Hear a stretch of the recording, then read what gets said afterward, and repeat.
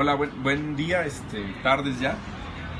Creo que una labor muy importante de un representante popular, porque eso somos, al final de cuentas, aunque el título sea el de diputado, el de senador, al final de cuentas lo que somos es servidores públicos, y cuando eres electo por la voluntad popular, por la gente, pues un representante de la nación. En el caso de los diputados es no solamente pensar que tú vas a tener una serie de ideas, una serie de agendas que vas a tener que empujar en la Cámara, que eso es muy importante, sino además tener la apertura de estar constantemente detectando buenas propuestas, iniciativas que surgen de la ciudadanía. Eso hacemos constantemente, y hace unos días, semanas ya, yo leí en un medio digital que se llama Mexican Times una propuesta que me pareció muy interesante, y luego leí por ahí un artículo un poco más amplio sobre el tema, de una ley de resultados garantizados. La propone un ciudadano que está aquí conmigo, que se llama Alejandro Juárez, que tiene una historia muy interesante tras de sí, pero es un ciudadano básicamente que participa mucho de las discusiones públicas en redes sociales, en Twitter. Ha sido uno de los ciudadanos más activos frente a coyunturas muy peligrosas para el país, como la Ley de Seguridad Interior, por ejemplo, pero que constantemente está ejerciendo su papel de ciudadano de tiempo completo, independientemente de que él tiene una vida que no depende del gobierno, que ha hecho muchas cosas y proyectos profesionales y personales, digamos, que le dan una autonomía. También ejerce ese papel de ciudadano, y a mí me gustaría que hoy, que estoy aquí con él para tener un encuentro con un periodista más adelante, nos platicara en qué consiste esta ley de resultados garantizados, que es muy fácil. Lo que busca hacer es que lo que cumplen los políticos en temporada electoral como esta, pues se traduzca en hechos concretos, que le podamos dar un seguimiento y que esas promesas se puedan convertir en resultados. Por eso es una ley de resultados garantizados. Gracias, Alejandro. ¿Se pasan para acá? Porque está muy oscuro. Gracias. Si quieres continuar. Bueno, vamos a... Sí, claro, por supuesto.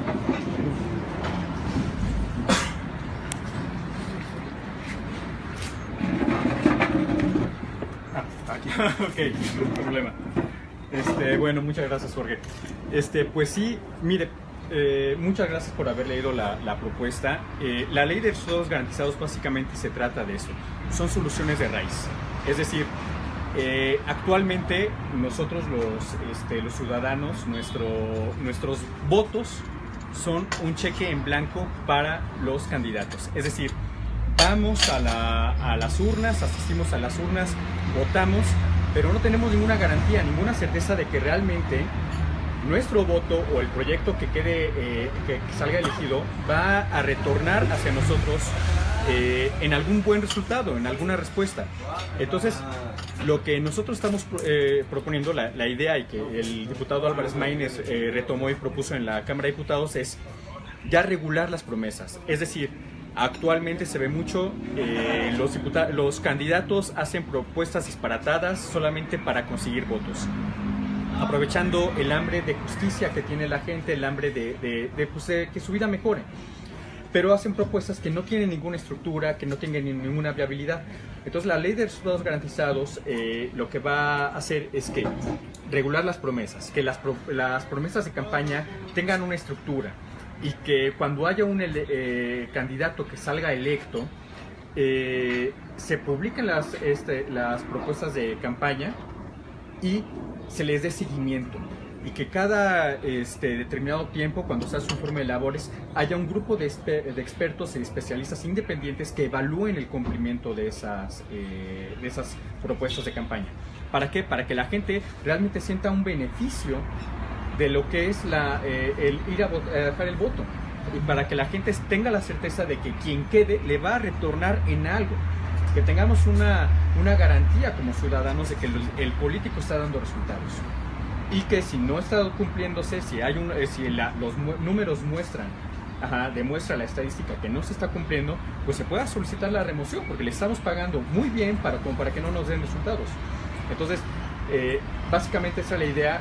Usted, en el momento en que hizo la presentación de la propuesta, la enriqueció con el registro ante el INE, que tuviera una estructura ya desarrollada, que no llegaran a improvisar, que eso es algo muy importante. Vemos que muchos candidatos, cuando ya son electos y llegan a ser funcionarios, llegan a improvisar, primer día de gobierno, y realmente no saben qué hacer.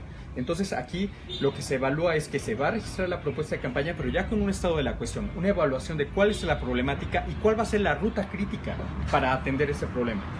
Entonces se empiezan a solucionar problemas de raíz. Se soluciona el hecho de que se va a tener que profesionalizar el servicio público en ese problema que se está atendiendo, porque no se va a poner a un compadre, no se va a poner a un operador político, no se va a poner al familiar, se va a poner a un grupo de especialistas para poder atender.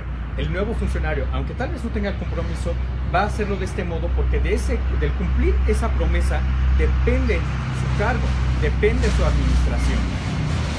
Y además de eso, con esta situación se empieza a generar nuevo interés en la política.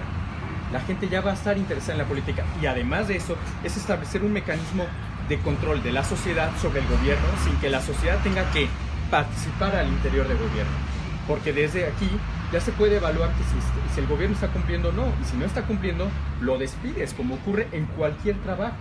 En cualquier trabajo, si una persona continuamente llega tarde, lo despiden. Si una persona no cumple con el encargo, lo despiden. ¿Por qué no podemos hacer eso con la clase política? Sí, yo quisiera dar algunos ejemplos. Sin duda alguna, hay varios informes recientes sobre la insatisfacción que hay en el mundo con la democracia. No es un fenómeno nacional, aunque en México sea uno de los países en los que más gravemente está pasando esto. Pero justo le debemos de dar una arreglada a la democracia. Platicaba con Alejandro el caso del Brexit. Se comprobó que quienes hicieron campaña para que el Reino Unido saliera de la Unión Europea, hicieron campaña con mentiras, diciendo que costaba mucho dinero pertenecer a la Unión Europea, que se desviaban recursos que iban dirigidos a salud hacia la Unión Europea. Ahora se ha comprobado que va a salir mucho más caro para el Reino Unido salir de la Unión Europea. Y lo que decía hace unos días un experto que yo seguía ahí en redes sociales sobre el Reino Unido, decía: ¿por qué va a ser válido? Sobre todo lo decía Tony Blair, que fue presidente, primer ministro del Reino Unido, decía: ¿por qué si votamos con una información sesgada, falsa, no se vale que en el camino, cuando tienes nueva información, cuando se actualizan esos hechos, puedas recomponer, digamos, ese voto? Es lo mismo que en el caso del presidente Peña Nieto. Él hizo campaña con un eslogan: te lo firmo y te lo cumplo. Hizo un conjunto de promesas públicas. Estamos a unos meses de que acabe su gobierno. Necesitaría algo así como tres sexenios más completos para cumplir sus promesas, porque no ha cumplido ni siquiera la mitad de las promesas a las que se comprometió por escrito, y en ningún momento tuvimos el derecho de ejercer ese artículo 39 constitucional que dice que en todo momento el pueblo tiene el inalienable derecho de cambiar, de modificar la forma de su gobierno, y que nosotros estamos planteando justo en la ley de resultados garantizados, además, no crear nuevas burocracias, sino aprovechar los instrumentos que ya se tienen.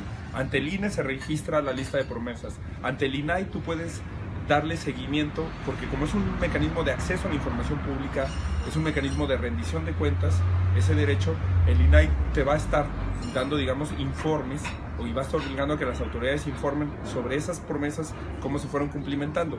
Y tú, de nuevo, ante el INE, utilizando este derecho de revocación de mandato, puedes promover, si un gobernante incumple con su promesa, esta revocación de mandato. Porque lamentablemente en México, a diferencia de lo que sucede en muchos países, no vemos que haya funcionarios que caen. Es muy común que en Noruega, si cachan a un ministro que pagó unas películas en su habitación con dinero público, haya una cultura de la vergüenza, una cultura de la renuncia, y que tú veas que ese ministro termina renunciando. Incluso en muchos países de Latinoamérica, como Uruguay, como Argentina, hay como una mayor. Eso es una combinación de una mayor cultura ciudadana de exigencia y de rendición de cuentas, y es una combinación también de una mejor cultura, digamos, de la clase política de entregar resultados y de la vergüenza. Bueno, eso no se va a crear por generación espontánea, es uno de los principios de los que partimos Alejandro y yo. De repente no se va a iluminar la clase política, va a decir, nos nació la vergüenza y nos nació dar resultados. Y tampoco de la noche a la mañana se puede construir ciudadanía tan fácil, porque quienes ocupan esos espacios, que es las organizaciones de la sociedad civil, pues muchas tienen sus agendas, muchas tienen sus intereses, fungen como intermediarios, y nosotros lo que queremos es que sea un diálogo total de la sociedad con el gobierno, un mecanismo de rendición de cuentas. Para eso es esta ley, para empezar a crear esos vínculos, esos instrumentos, esos músculos y para empezarle a dar un sentido distinto a la relación entre ciudadano y gobierno. Retomar ese principio que decía Marcos, de mandar obedeciendo, ese es el poder. Por eso se le denomina al presidente de la República el primer mandatario y los mandantes son los ciudadanos.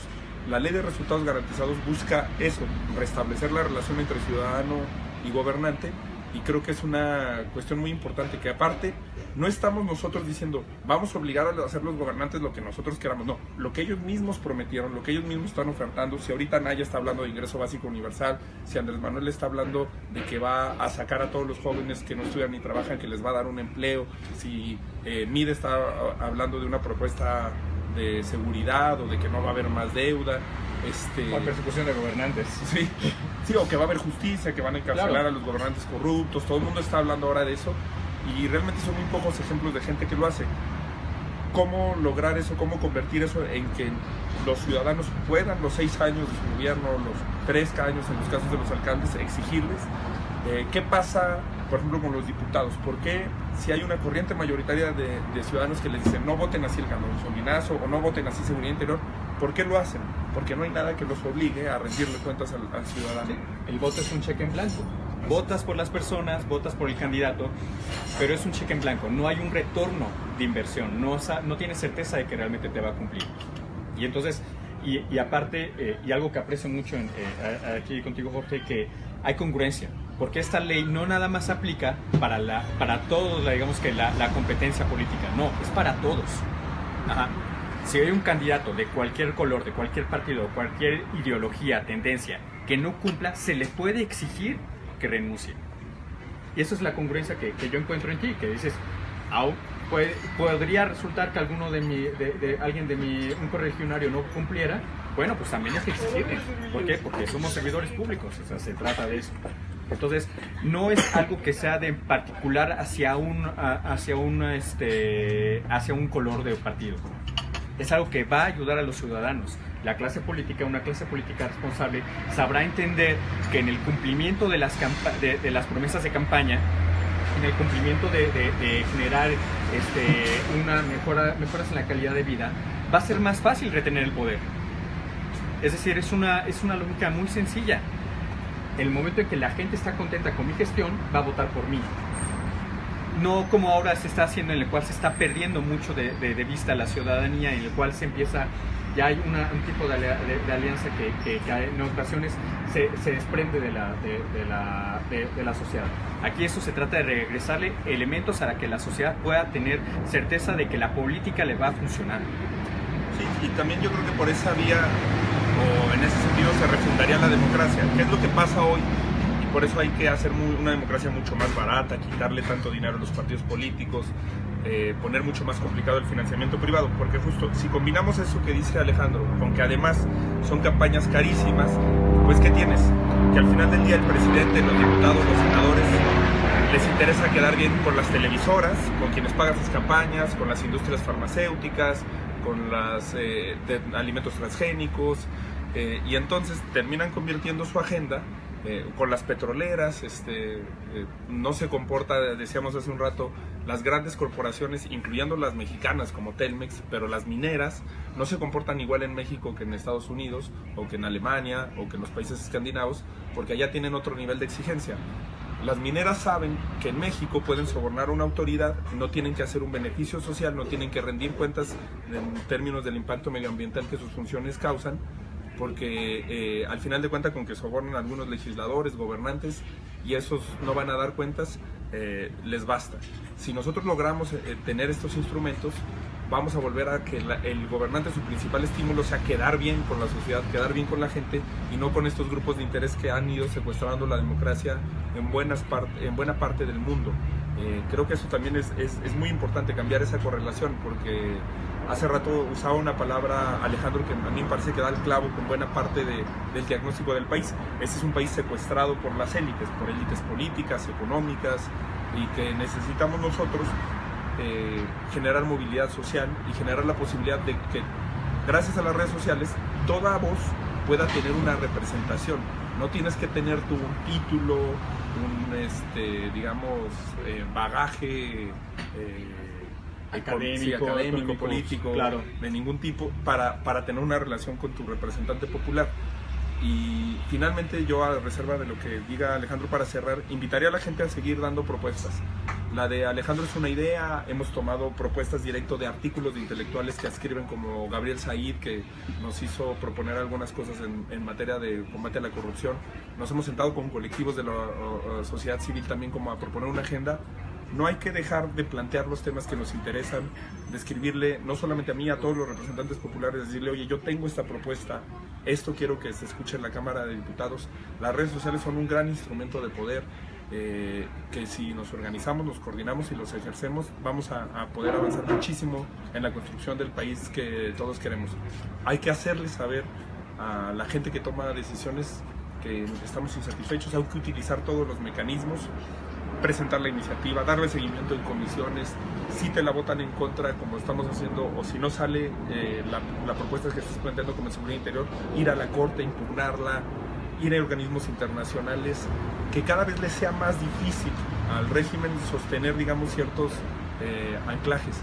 Y yo estoy seguro que por cansancio, por convencimiento, por organización, es como podemos generar una corriente mayoritaria que cambie el país y que, como decía Alejandro, vaya más allá de partidos. Este es un tema en el que, independientemente de si ustedes son del PAN, de Morena, del PRD, de Movimiento Ciudadano, pueden decir, oye, a mí me conviene que lo que se promete se cumpla. Eso no tiene nada que ver con un asunto político, electoral o de la arena electoral. Y creo que ese tipo de propuestas es muy importante. Nosotros vamos a tratar de seguir apoyando, de convenciendo a los compañeros de la Cámara de Diputados de que se apruebe esta iniciativa. Y es una iniciativa netamente ciudadana, muy bien pensada, que yo creo que cuando leímos el artículo comparamos, hay muchos países que ya están intentando convertir esto en ley, en hacer este ajuste, digamos, a la democracia fundamental, de decir, oye, justo es eso, la democracia representativa no es un cheque en blanco, porque por eso inscribes una plataforma electoral ante el Instituto Nacional Electoral. No voté por ti para que tú, cada situación que tienes, la enfrentes como se te ocurra, o con quien se te ocurra, o con tus amigos, o con tus parientes, o con tus conocidos. Voté por ti porque tú dices que eres esto. No puedes de la noche a la mañana decir que, ya no pude, y en vez de bajarte los impuestos te los aumenté, o en vez de en vez de que bajar el precio de la luz y de las gasolinas te lo aumenté. Así es, que lo prometido es deuda, y que la palabra dada valga. También es regresarle credibilidad a la clase política. En el momento en que te empieza a cumplir lo que te promete, es regresarle credibilidad a la política. Es eso. Pues gracias, Alejandro Belleza. No, gracias a ti, José. Ojalá que no sea la primera. Claro.